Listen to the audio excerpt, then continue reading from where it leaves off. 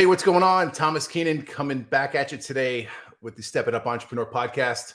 I've got a really cool and exciting guest here, and it's out of the norm for the show, which I think is really more so exciting for me personally. We've got Sid from WizeHire, and if anybody here who has listened to me for a while, who's coached with me, has come to any of our live events, we promote and love WizeHire. Like I can't even tell you, it's. And I'm not blowing smoke up your ass here. This is the best hiring platform that I've ever used. And I had a client who turned me on to it a couple of years ago, and I looked at it and said, oh, cool, that's awesome. All of this stuff that I've been Frankensteining together with all these different software platforms and zaps from this one to that one, WizeHire's got it built into one spot. And I said, okay, I'm done. That was it. I just paid the money and started using the platform and had success pretty quickly. And I'll talk in with you with some of those numbers in a minute when we dive in here, Sid. But man, welcome to the show. We got Sid from WizeHire. You, sir, are one of the co-founders. And if I recall correctly, you are currently the CEO of the company.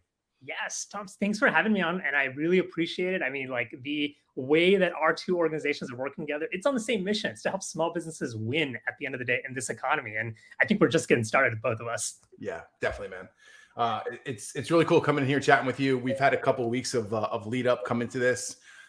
Your team's asking my team questions and back and forth, but I think it's perfect. You know, it's just the way it should be. Hey, let's be open. Let's be transparent. Let's have great communication. And it's funny, not only do we have a mission overlap, but our teams communicate very well, right? Yep. Which I think is another core value overlap there. But the way that your platform works and integrates with people who are potential hires or candidates for jobs, there is really great communication built into that too. So I got so many questions here for you that we're probably not going to be able to cover them in this segment.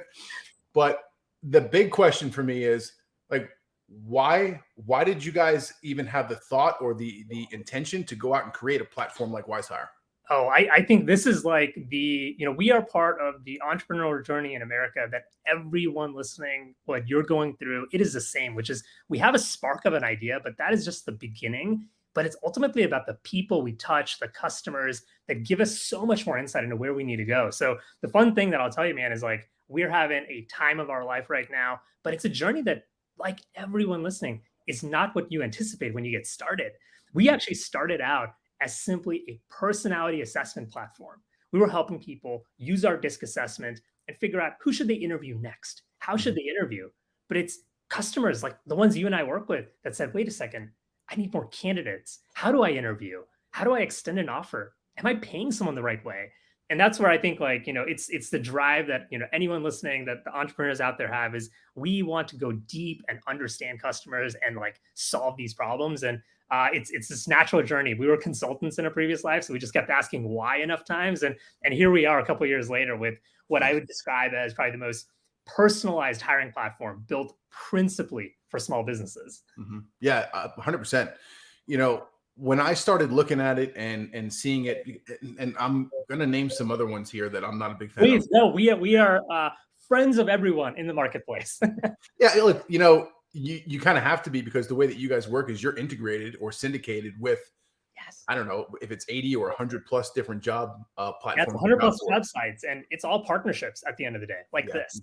Yeah, it's got to be, right? So my biggest pain point was I was using the Indeeds and the ZipRecruiters, and you'd go in there, you'd set your daily budget, right? So whether your daily budget was $100 or $250 or whatever it was, they would spend up to like $1 before you hit that budget, or sometimes they'd hit the whole thing. The problem, I'm okay with the money being spent as long as the quality of candidates is at a good level. Yes. And my pain point with it was, okay, cool. We set the budget for $100 today, and I got complete dog shit over here from whatever you sent me. And it's almost to the point where it's completely unusable. And on top of it now, I don't have a process to pull these people through in order to weed out the candidates that aren't the best fit. And the way that I was taught as I was coming up through the ranks and learning from other people, right, we intentionally want to go in and install what I call hiring hoops to trip people up so they automatically disqualify themselves, so you and your team don't have to waste any time pulling them through an in-person interview or a Zoom call or a phone call, whatever it may be. I mean, what we realized is that hiring on Main Street is unfortunately a game of chance versus big companies that have it figured out. And that's really what we're trying to level. And like the system that you built, that you put together, and the challenges you were facing, we heard that so often. And it came down to simple things, which is, what is the Fortune 500? They have a recruiter that's spending all the time crafting that job ad, making it perfect. Mhm. And what are we doing? We're running a business and thinking about hiring at 11 o'clock at night, putting together a JD as best as we can, but that wasn't resonating. And so as we kind of like have been working with customers now for almost a decade, it's all about helping, that company with a great job get in front of the right person, putting the right screeners, so that like when you, a busy hiring manager, spend Mhm. time with someone, you've got all the information that you need, the resume, their assessment. Do they have the skills that needed to win at your business? And then you can have the one conversation that only you can, which is that productive interview, right? And do it in a systematic way, back to like the process, right? That we all need. That's what's going to lead to consistency in the business and these Mhm. great outcomes that everyone wants. Yeah, I agree 100%. One of the other key pieces for me is the fact that it's customizable, Yes. right? I don't have this canned platform and that's the only thing that's there. The beauty of it though is that yes, there is a canned platform. So if you're someone who doesn't have the visionary ability to say, how do I go and make this white label system work? No. Here's a template, and you can then just build on it or customize it or tweak it so it works best for you. And that's been a big game changer for us. The way that I look at it, and the way that I try to explain it and teach it to my clients as well, is that hiring is no different than a marketing and sales Yes, pipeline.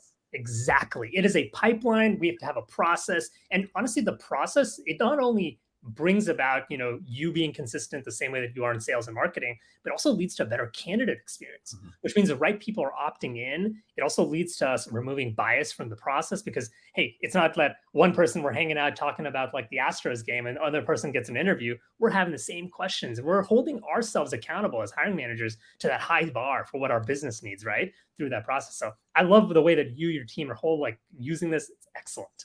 Yeah, no, it's really cool. So when it comes to putting together a platform like WizeHire, because I'm not the software dev guy at all. It's not my wheelhouse, right? If you got a service-based company and you need some help, cool, I'm your guy. But what does that look like? How much time, what kind of resources were needed to go and build out this big ass platform that you got in the back end that really is functional? Yeah, the journey has been a fun one. And I'll say this, which is when we first got started, I mean, we were a bootstrap startup. I mean, like every other entrepreneur out there, we were, putting every dollar from customers. We like to say we're customer funded, building the platform incrementally. So it was a small group of us, myself, my co-founders. We wrote the first lines of code, almost now a decade ago. And I'll tell you that code is no longer there. The journey that we've been on though, and I think what the fun part of it was, as a team, when you talk so much with your listeners and like your audience about culture, it's the culture that ultimately helped us get here. Because the fun part of the journey, man, was we were purely in real estate at one point. So 2014 to 2019, we are hiring for real estate, and this is simply because at that point in time, Gary Keller of Keller Williams fame has written a book, Millionaire Real Estate Agent, and he's giving the same advice that you and I talk about: Mhm. consistency, process, right, in the business. And we lean into it. We happen to have a product that works with exactly what he's talking about. We roll it out for real estate. We find, wow, we're having so much success. At that point in time, something like 8% of all realtors in the US were hired through WizeHire. And we had an offsite in 2019. The whole company was about 30 of us. Everyone's a shareholder and owner in the company. And we talk about, what have we accomplished? We Yeah. have a team of software developers. We have our coaches, which are our humans in the loop that support you, the hiring manager, with all the busy stuff that you don't need to focus on. And we got together and we said, look, we've helped thousands of people get jobs, and that's our mission, our vision. We're all excited about it. But look at all the thousands of other people that we could help. And what was incredible at that point in time, we as a team, you know, leaned in and said, yeah, let's go beyond real estate and Mhm. go vertical to vertical. And that's the journey that we went on, and how we, built this team now to, 100 plus people, raised capital and everything, which was purely around a group decision about the impact. Because, if we had not done this, who else would do it? And I think that's, again, like that same entrepreneurial drive that all Mhm. of us are like inspired by. Yeah, we got some overlap there, and this is my version of it on a different scale, right?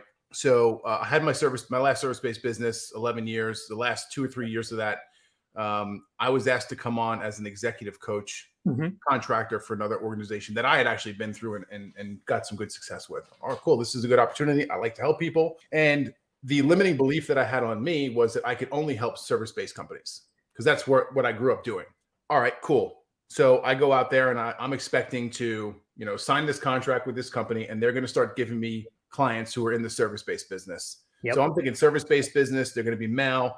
They're going to be probably, I don't know, 30, 33 years old to 45, right? Somewhere in the range that I am as well. And I get in there. The first two clients who were signed to me are both female. One owns an insurance brokerage, and the other one owns an industrial supply company out of Texas. That's an amazing opportunity, though, because you can think about, wow, like, oh my God, at the surface level, it's so different. But I'm sure as you got in, it was like, wait a second, we all have the same challenges. Bingo. Yeah, that was it. So I got these two females, like alpha females who have these rocking businesses. They're coming to me, and just like you said, we dive in, and when we get to the meat and potatoes of all the main issues, I'm like, oh wow, they've got the same issues that the service-based guys over here have, and it's no different.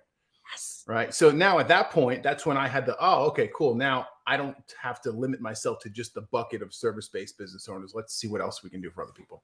And I'm sure, like, as y'all are building out, like Step It Up, you're realizing like, hey, this is a team sport at the end of the day, right? And to your question about like how we were building this platform, at the end of the day, whether you are that insurance broker, whether you are building a software platform, everything that we're doing is a team sport. And that's why hiring, getting the right people with that right fit for your culture, the right thing. Yeah, I love it. Tell me a little bit about what you guys are doing, what the plan is, what the growth looks like for the company in the future. And I got some questions about how you guys are actually using your own platform to bring people on. I love the question. And first off, you and I both share openness and transparency as a core value. That's like a big theme at WizeHire. We talk and build this company so much in the open. We're going through a big like strategy change these days, where what's amazing is that the customers that we've been working with now almost for a decade, they've grown up. They've gone from that single location services business with that one HVAC store, and they're now building second, third, fourth stores. And we're starting to scale with them, which has been like a big aha moment for us to recognize, wow, how could a platform that we built, and I think it's one of the rare things that we've seen, which is, in the world of software, in the world of business, like it's so rare to see something that like works for, let's say like a 10-person SMB go up to like a 500-person SMB with very little change. And so we're kind of walking up that journey. Obviously we have to stay true to our roots and, keep focusing on Main Street. It's I would say we're very early in that journey. And so for us, it's all about, being thoughtful, growing in a positive way, thinking about the team first in that setting. And, as all of us, as owners, business owners, and entrepreneurs are thinking, it's a very different market right now than it was even like 18 months ago. Yeah. So we're having the same conversations internally, and it's all about resilience, thinking about, when the market zags, we zig. Where are we being thoughtful? Are we thinking 4 or 5 steps ahead? And it's all really, really applicable, I think, to the same strategies and advice you give, and just a little bit slightly larger scale now. I mean, I think the fun is just getting started, is what I always tell the team. Yeah, no, that's awesome. That's awesome. What if you can share any of this too? I'm not looking to take away platform secrets or stuff that's coming out, but what are some of the future enhancements or advancements that you guys are looking to implement into WizeHire to improve it? So if you think about the early days where it's all about standardizing and giving a recipe playbook for how to hire, right, that you can customize, giving you best practices, we're seeing such a big opportunity in starting to go beyond the hire, right? When we've helped you find that right person, how do you bring them in? What does their first day look like? How do we give them the benefits that are world-class that maybe only the big company down the street has? And so we're in the early days of it, but the vision and the mission that quickly expanding because of customers like you is really around supporting so much more of your back office. Yeah. So that you, the entrepreneur, can get back to what you love in the business at the end of the day. I think in the next couple of weeks, we'll see a product launch that's going to be all about onboarding, helping you with offer letters, which I think is incredible, right? It's like, what are you and I doing previously? We're going to Google, we're finding the things, we're building the templates. You could make a mistake doing that. We at WizeHire see it as our responsibility to give you all the resources that those big companies have and level that playing field. So we're going to get started with offer letters. And beyond that, we'll probably have an onboarding and payroll platform coming out soon too as well, which will be really exciting. Yeah, that's awesome. I really like that a lot. It's great because it's actually a big pain point that I see with my clients that I work with. It's like, okay, cool. We've found out very quickly that you need to bring people onto your team because you're wearing every hat and trying to do it all yourself. And you and I both know you can't scale if you're going to do that. Exactly. So, all right, cool. We'll find out all the positions that we need to hire for. Let's go craft them. Let's generate everything we need to. Let's get the ads rolling through WizeHire. Here's the process we're going to run them through. And then, okay, a week, 2 weeks, 3 weeks, 4 weeks later, boom, one hits. We have an offer. Yeah. Right? The offer goes out. But what happens at that point? right? And this is where most small business owners completely just drop it. And they're like, oh, and I believe it or not, I see this a lot with people who are bringing on VAs as well. Yeah. Cool. I go out there and I get this VA and I think it's this magic pill that's going to fix everything in my company. They come in on day one, yet I have nothing structured or in place for them whatsoever. So what do we do here? And this is a conversation that I have very often with clients. It's okay, guys, we got to build some form of an onboarding checklist. I don't care if it's not that pretty or functional at this point. Let's have something in place. Yes. Right. So what happens when you hire that person? How do you notify your team? Who on your team gets notified? Who's setting up the back end stuff, such as, email addresses, access to, Google Drive, Dropbox, that kind of stuff. You only get to onboard someone once, and it is a defining moment in, are they going to succeed and thrive in your business? And I think the thoughtfulness that both of us can bring here is really a playbook, right? Yeah. Again, let's give people the best practices, let them customize it so that, again, they can empower that person, set them up for a great first day, be a part of the team, not have stumbles around the day, and just win as a group. Yeah. So I'm going to share a hack that I've used a lot with my clients. And you guys have this also, and I think it's brilliant. If you go to WizeHire.com, you guys have a resources page, and on your resources page is all your templates for jobs, which I think is brilliant. Give it away for free. Give the value. There's another software company out there that I had a client who was using for a while. They put me onto it. It's called Process Street. Mm-hmm. Okay. Process Street has amazing templates. You don't need to be a paying client. They have probably 15 or so different onboarding templates that you can go to their website and snatch for free. So if you're using another platform like ClickUp or, I don't know, Trello or Asana, that's your task management tool, just go copy what they have, drop it into your own tool, and you can duplicate the list that they have and not have to go sign up from the software platform. So, I mean, another core value here is resourcefulness. There is everything you need out there on the internet these days, for the most part. In today's day and age, if you can't figure it out, or if you can't go and steal like an order from somebody else, like you're killing yourself. We have to be gritty at the end of the day. That is it. Yeah, for sure. Tell me a bit about you. Like, what got you into the consulting gig? What'd you do before that? How'd you get into school? Like, give me a little bit of the backstory. Life is something where I think it's all about showing up and saying yes, and incredible things happen. I think about us even having this conversation being the result of that. We got started because I met my co-founder through happenstance. I was in college at UT at Austin. One of my co-founders and I took classes together. Another co-founder I met because I needed to pay tuition, and there was a flyer for a consulting gig to write code for a startup.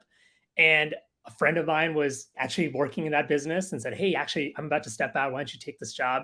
I took the job and I met Jay, one of my great co-founders, and we had built a relationship. We then started consulting together on his first business for probably eight to 9 years. And as we're working, that business was helping Fortune-sized companies with hiring, assessments, screening. And we realized, wow, these companies have everything figured out. They are never making mistakes. I was, as a side note, not a big believer of assessments. And by working with these companies, I realized, wow, it's not the assessment, it's the science, the art, the process. And we realized, wow, there's such a big opportunity with Main Street. And that's how we kind of fell into it. Between then, I'd done another startup, and I was in a company where I think everyone in early careers should go through the companies and rise through the ranks and see what it's like to be in that corporate setting. Because I was in that corporate setting and realized, wow, this was not for me. And I thought, wait a second, let's take all those lessons of what I didn't like and apply it when we do start to build a business. And that's some of what we've brought to WizeHire, which is really just, the amalgamation of not just the cultures that I despise, or the opposite of the cultures that I despise, but also for everyone else, because we bring, all of that to the business that we're in. So short story, but it's all about just, showing up, saying yes, and, being thoughtful about the opportunities that present themselves. Yeah, for sure. One of the key features that I love about your platform, and I kind of can't figure out the business model of it, and I want to ask you directly. So here's my take on it, right? I've been around small business long enough where I've had plenty of different software licenses, all different companies. Some of them you sign up for, you think you get this great experience, and it kind of goes sideways. It is what it is. It happens in business. And I'm not putting blame on anybody. And I would say most times it probably is the one who's attempting to implement the software, not enough time, excuses, not enough skill. And you go into this software platform, you've done some work in there, you've got, stuff that you've built, data that you've uploaded, like you've put time, effort, energy into this. Yep. And you go to the software company, you say, hey, I got to just shut this thing down. I'm not using it. It's not functional. And they say, okay, cool, no problem. And they hit the delete button and wipe all of your stuff out. I've been there. Yeah. Or they give you the email like, hey, you've got 15 days to delete, to export all of your data, and then it's gone forever. So, okay, I get the game and I understand it, right? Hey, if I'm not paying you money, why am I going to take space on your servers and utilize, resources from your team? But you guys don't do that, right? So you come in, a client signs up, they pay the monthly bill, and if they want, they can come to you guys and say, hey, I need to pause this for a month, 2 months, 3 months, 6 months. It doesn't make a difference. You keep that account open and you still give the client access to all of that data. Yeah. I think it's brilliant, but the business side of me is like, how do you guys function that way? How is that a possibility? The long view really helps. And I think it's the right way that all of us should think about our customers, which is we are not in the business of one transaction, 2 transactions. It is a long-term relationship. And what we've found is by being, in some sense for small businesses, what we aspire to be is their record of their entire business. So many small businesses may not even have an employee roster. We get to be that if we help you with every single hire. And so, many small businesses we found aren't hiring all the time. And yes, we have a plan if you are hiring all the time, and we'll work with you month in and month out. But for those that are hiring a couple times a year, we want to make it almost irresponsible not to use WizeHire. And so we want to always be a part of your Rolodex and resources. Yeah, that makes a lot of sense, when you look at it in that perspective. And it really is a long game. Oh yeah, we've got customers that, I remember first doing like sales calls with or supporting in 2014 that, made their first hire as an admin or a VA, and today have, 100 plus employees. And it's like just been incredible to watch those journeys. And that's why I get just so excited about the customers we both get to work with. Yeah, for sure. What's your take on, because like you guys, you have a couple of different coaches and stuff, I'm sure that you work with like me who, we then push the product out to our own clients. And just for full transparency here, I push it because I believe in it and I've used it myself with great success. What have you seen some of these other coaches or other companies do that's kind of outside the box thinking that you never, we never built the software platform to be used with that intention. However, this person saw a different need, use for it, and they built it and it's working great. Yeah, I think it gets back to like the extendability and the customization, right? Like we've built a platform that is, it can be as generic as like, any other industry, and we provide a lot of industry specific guidance. But I love what you and other coaches have done, which is like bring your business playbook, allow us to implement it on the platform so that it is perfect for your customer. Where, I know like for y'all, we've launched like a custom interview guide as an example. And that's exactly what you're teaching your like, community. And at the end of the day, if they have to go fumble and find it in one place and it's like opposite in another platform, that's just too much extra work for them, right? They needed to get it done 30 seconds ago. And so I think the depth of the platform, like where I think we've taken it with some, and I can't wait to do it with y'all, is to actually roll out on a per job basis, even interview guides and stages where we can say like, hey, Thomas is giving you this advice. Our product is customized to Thomas's methodology, right? Yeah. Because what you hear on the podcast, what you hear on in the Facebook group, that's exactly what this is built for, because it's not just WizeHire, it's WizeHire for your community. And that's, I think, how much we have to invest in the community at the end of the day.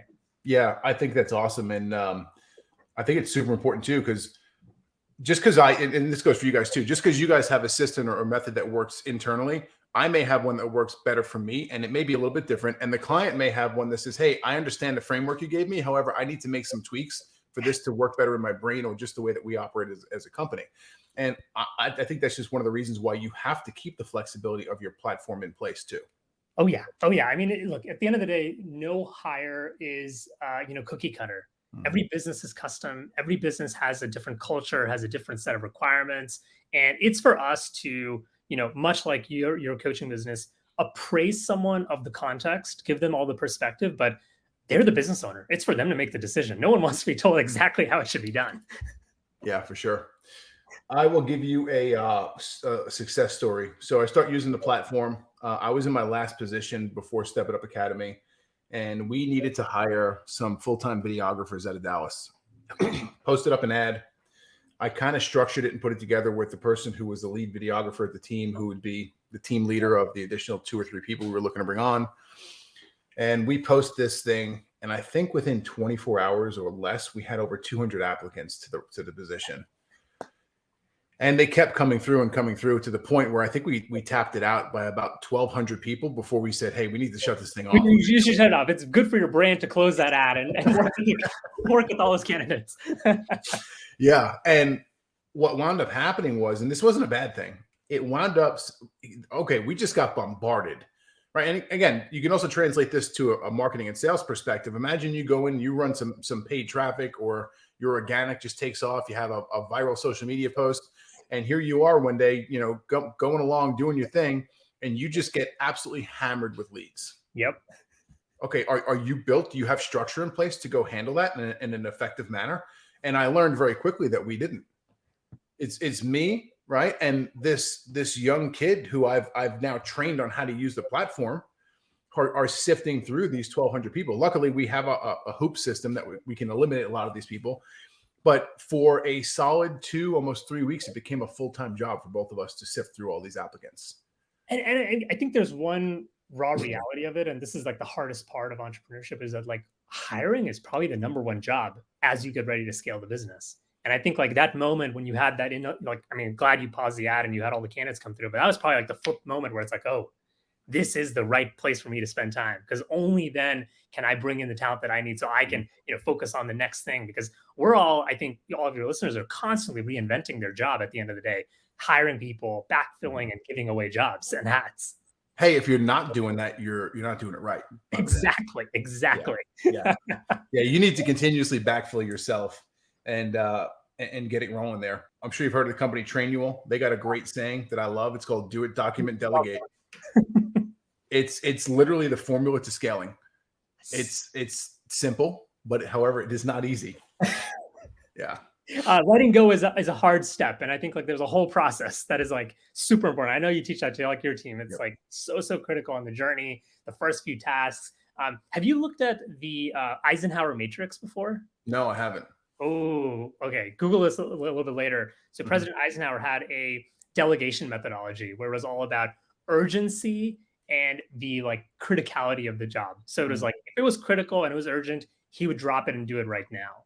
But if it was not critical, not urgent, delegate. And that's how he'd, and I do that all the time to realize, oh, wait, I've got these tasks coming into me. I'm putting them in the delegate pile, but I don't have someone ready for that. I got to get ready to like build the SOPs, build the system, train someone, let them make mistakes, and then let it go. Yeah, for sure. Let's talk about SOPs for a second. It's a pain point / favorite topic of mine. Because at the end of the day, your integrator talking, I think. Yeah. I know very few people who actually enjoy writing SOPs. Okay. I am not one of them. I don't enjoy it, but I understand the importance. What's the methodology that you guys have used over the years to grow and scale WizeHire when it comes to documenting an existing process so you can backfill and then delegate to someone else? So a plug for a really good resource, but I think the idea behind it can be done without it. So we use a tool called Guru, and it's a internal company wiki. And the powerful thing about it is, as we build our process, we document things, it notes when was it last verified. And that's been something really powerful, because process changes. It's not just you wrote it down and it is there, it's now fixed in stone. We're all in dynamic businesses. And so it'll often notify us and say, hey, here's some unreviewed SOPs. And we've got a process, we've got a whole group of people that will like review it and say, oh, wait, maybe we don't need this anymore.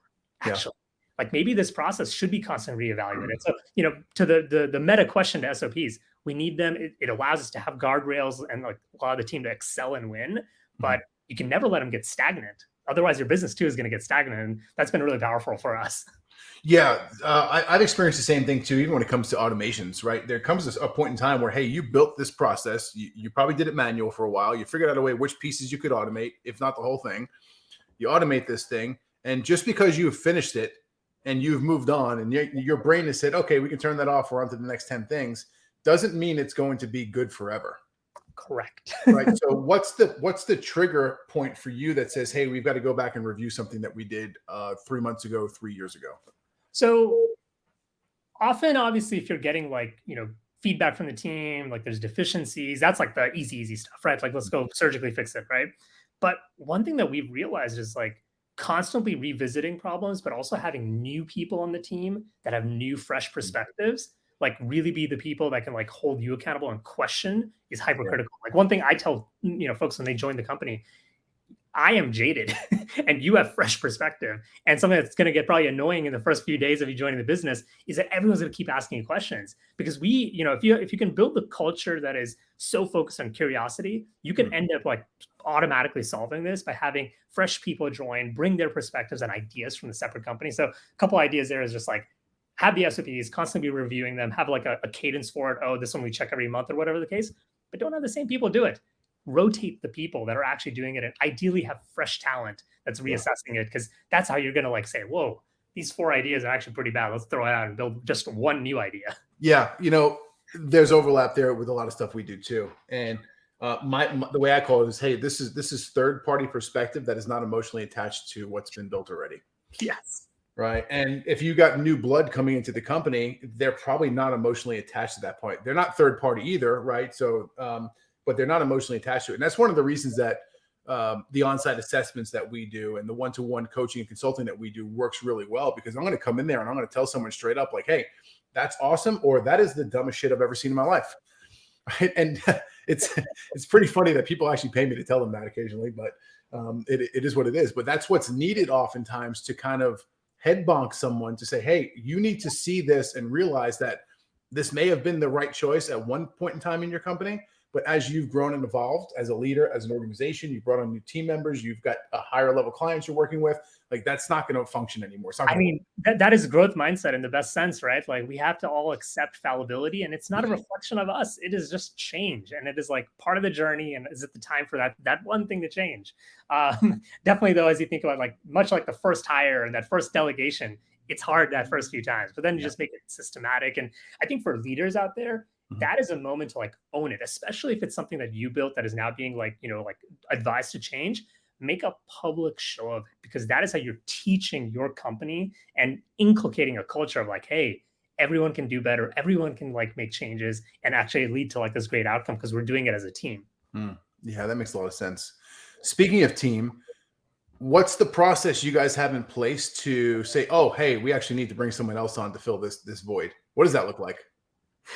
So, we're now at the stage where obviously we've got like, great execs joining from other parts of the world and business, and they're obviously bringing great thinking and like new ideas. We obviously go through like a budgeting cycle and we're further along in the journey and have like a sense of like, okay, we know we're going to need these roles given like what we know, but you still have to build a lot of flexibility. And often it comes down from the team being the ones that can tell you.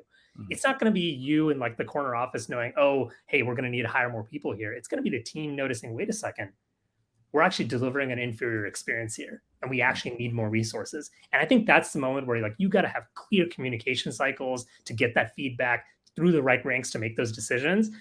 So, we at WizeHire today, we have like an annual plan, which generally guides us, but it's a guide. It's a tool that, helps us think about like, oh, at this point we would expect to make this hire, but it's ultimately the hiring managers, the people on the ground that are going to give us the indication of like, hey, now's the time to do this sooner. And we just actually did that with a couple of hires just last week. Yeah. So basically, you guys set the budget. If there's room in the budget to bring those people on and the team who's basically boots on the ground says, hey, we actually need this, then it's a thumbs up. It's good to go. Exactly. Because, what we want to do at the end of the day is lead with not control, but context, right? These are the objectives. These are like the ways that we think about what great looks like. Yeah. But, when you give that much context and like everyone's like coloring within the lines, you're going to like succeed. Because back to that whole journey of like, delegating and giving, everything someone needs to succeed in their day to day. Yeah, I love it. What's the big goal? Like, what are you guys trying to do with WizeHire? I and the entire company get up every morning with the purpose and the mission to help small businesses do what they love. They are they are the backbone of like American society and the most resilient organizations out there. And it is such a, David and Goliath story. And so for us, it's about every day, are we taking one more hard job off of, the backs of entrepreneurs, the backs of business owners, and letting them like just thrive. I think the second like order effect of that is, do they get more time with their families, their kids, their loved ones? And that's, I think, how we think about success. And I think we're just getting started. Yeah, man, there's so much overlap again. If you ask most small business owners, like, hey, how come you started a small business? Some will tell you, hey, I want the money. But the big overarching theme that I hear over and over and over again is I did this because I wanted freedom. Yes. And we find a lot of people, and I'm sure you're fully aware, that go in and they build this business, they build a job that requires them to show up every day. They wind up painting themselves into a corner. And all of a sudden, 5, 6, 7, 10 years down the line, they're miserable because they're the one who's required to show up and do it all. Right. So you started this thing because you wanted this thing called freedom. And now all of a sudden you've given away every bit of freedom that you've ever had and then some, because you have to show up even when you don't want to. When you're on vacation and that fire happens, that's the wake up call when you need to like really, really reassess, think about the business systems, the team around you. And sometimes you have to have just uncomfortable conversations. Is it the right team? Is it the right process? What have you done wrong? And how can you, as the only person that can really solve this problem, by thinking, holistically about the business? All right. So that prompts the next question. I love this. I love this, man. These are great. Let's talk about team. At what point do you know that someone is no longer a good fit for your team? So fit for team, I think about it in a couple of ways, right? Obviously, we are all big believers of culture fit, values orientation. That is like a clear, bright line in our company. But the other journey that we're on that I think is still applicable to anyone listening is about the stages of the business. If someone is no longer, if your business is succeeding, you're growing, whether it's like 5%, 10%, or whatever as a startup, the question to ask is, is the person in the right role for the job today? And when we think of fit and performance, it often is a question of, hey, if they're culture fit and they've got context, but they're not excelling in the role today, is there another role for them? Now, that's obviously a luxury for us as a startup where, what my job looked like even 6 months ago is dramatically different than what it is today. But I would say, like, at the end of the day, it's all about being very, very intellectually honest about the scorecard for what is the key requirements for the job? Are they excelling in it? Do they have the potential if they're not excelling? Have you given them enough resources to excel?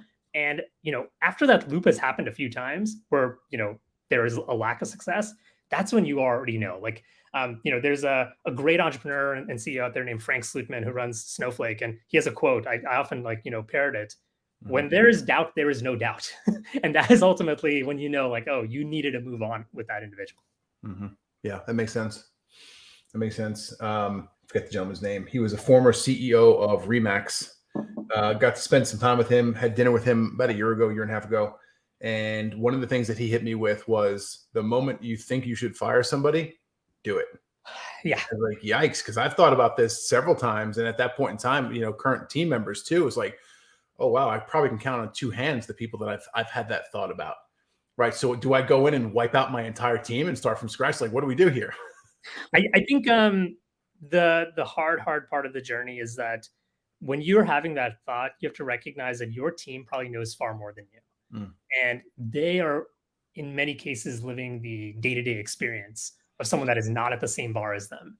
And when you think about that team and, what are we doing? We as business owners, I think, are doing two things, right? We obviously have a product for our customers, but we're also building the company, which is a product for the team. Yeah. And, that, if you're wavering and if you're too slow, and obviously, like, you want to invest in someone and give them enough time, but if you go well beyond where it's patently obvious for everyone else, you're doing a disservice to your team. And that's, I think, like, when you've, you only get to do that a few times in the journey, I think. Yeah, for sure. That makes sense. You guys run any kind of operating system that helps keep the structure of the company as you grow and scale? And if so, like, what does it look like for you? Oh, we've changed it dramatically over time. So, I've looked at EOS, we've gone that direction. And, I think back to like that whole, what got you here won't get you there. We started with, let's see, there was the rocks. And then we were looking at, lately, I'm a big fan of Patrick Lencioni and all of his thinking and the advantage, because it's so crystal clear. It's not a perfect system, but it really just talks about like clarity of thought and how do we lead. As an organization today, we use OKRs, and we're about a year into OKRs where, as you can imagine with tech, it's great to have it cascade. And, in the company today, actually the call that I have after this is actually around our marketing team OKRs, you can, back to the product of what do we give to like the team, you can join WizeHire and know what you're doing ideally day to day and how it affects your team, your department, and how it maps to the company goals. And if you can deliver that and you give people context and you have transparency and openness, like in SMB land, you're going to win. that to me is truly sharing the vision. Yes. And ownership in the vision at the end of the Mhm. day, because Yeah. it is not for you and I to opine on what the right strategy is. It is for the people that are on the ground talking to the customer to have a say in the process. It is a truly, I mean, business building is a team sport. That is what it is. Yeah. But the OKRs will also allow you to evaluate the individual themselves too. So, hey, here's the overall for the team, and here's the overall for the individual as well. One Um, thing to note about OKRs is that we use it as a directional guide, and they're very aspirational. And sure. when we note that they're very aspirational, we do try to tie them slightly out from like performance. And there's like a whole school of thought on this, which is like, hey, if you're trying to set a incredibly like hey, we're going to grow 200% this year, and that's Mhm. like maybe like probably like 1 out of 1,000 chance of getting there. That's maybe one that you don't want to hold the team accountable to. So we do have like slight differences between where the accountability comes in and where the inspiration and alignment comes in. Yeah, for sure. Dive in for a minute here, if you don't mind, Sure. and give me some information as to what OKRs are and what it stands for. Oh yeah. So OKRs, objectives and key results. So Mhm. there's a great book by John Doerr, who is an investor at Google and implemented OKRs. And the concept here is to have clear objectives and then very very specific, almost smart goals as key results. So I'll give you like a great example for WizeHire. One of our objectives is that every customer is successful, right? And for that, we have like quarter by quarter over a different time horizon, specific goals. Mhm. We want to deliver 10,000 coaching sessions this year. And that we can then measure against. We can take that as an objective further down into other parts of the organization. And we may not hit 10,000, but at least it is a bright line that we're aiming towards. And we can say, hey, last year we did like 5, and this year we're going to do 10. And it just Mhm. it gives it's a great accountability tool, or a great direction driving tool. The other really important thing that we found with OKRs is that it really helps to prioritize. Mhm. Because one thing that we've learned in business, whether you're running that services company or an insurance brokerage, there is so much to do in a given day. But are you working on the right thing? Mhm. And one thing that I found is that like no is such a powerful word. There's a video, I'll send it to you later, which is of Johnny Ive, the designer of the iPhone, and he's talking about Steve Jobs and him talking about focus. And he described focus as this thing where they had all these great ideas that kept coming up, and they said, "No, we can't do that." And they were so good that it was almost painful for them to say no.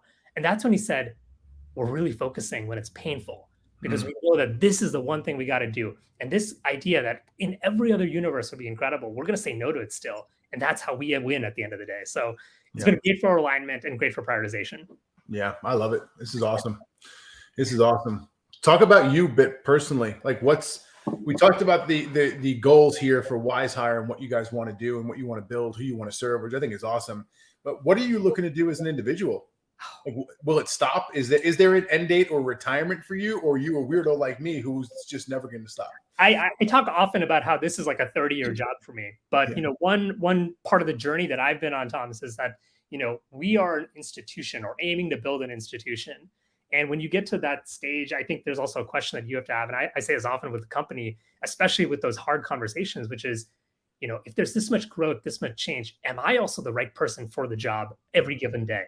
And I talk about this openly and publicly, and it actually helps the team recognize like, hey, business building is a fun journey. We're compressing years of stress into like short amount of time. Mhm. And if like, the owner co-founders have like this humility, then like I need to bring the same to this every day. All this to say, short story, I'm having a lot of fun. I think we're just getting started. I hope and I aim every day to grow and be better so that I can be the best version of myself for the team. And I really do think that we've got years and years of work ahead of us. I mean, I'm this pumped that I'm 10 years into this, man. Mhm. Yeah, it's awesome. I can see your passion and your energy very clearly for what you're doing, and I think that's super important, especially as someone who's in the position, the leadership role that you are. I think the test is when you go on vacation and you're excited to come back to work. I think Mhm. that's when you know you're doing the right thing. Yeah, for real. Sid, this has been awesome, man. I really appreciate you coming in here and spending some time and giving us some great insight into the amazing platform that WizeHire is that you and the team have created. And I just can't wait to continue supporting you guys wherever you go. Like I said, I thank you for the opportunity. I think we're so early in the journey. I love the plug. It was like, I know we didn't pay you, but this is a great ad, man, because again, Mhm. it's all about the team, the community that we're supporting. I'll tell you this, your feedback, your clients' feedback. It is how we become better. And we've got some great resources that we put together for y'all. And for anyone that wants to learn more, you can just go to wizehire.com. That's WIZEHIRE.com. And, give us a shout out. Let us know how we can help you grow, because ultimately that's how we go from point A to point B. Yeah, man, for real. I appreciate you dropping the link there. And if anyone has any questions, just check out the show notes. We'll have the links there as well. And thank you for coming in and checking out the Step It Up Entrepreneur podcast. Thanks, Sid. Cheers, man. Appreciate you. See ya. Thank you for tuning in to the Step It Up Entrepreneur podcast. Make sure you head over to stepitupentrepreneur.com and make sure you subscribe so you never miss an episode of the Step It Up Entrepreneur podcast.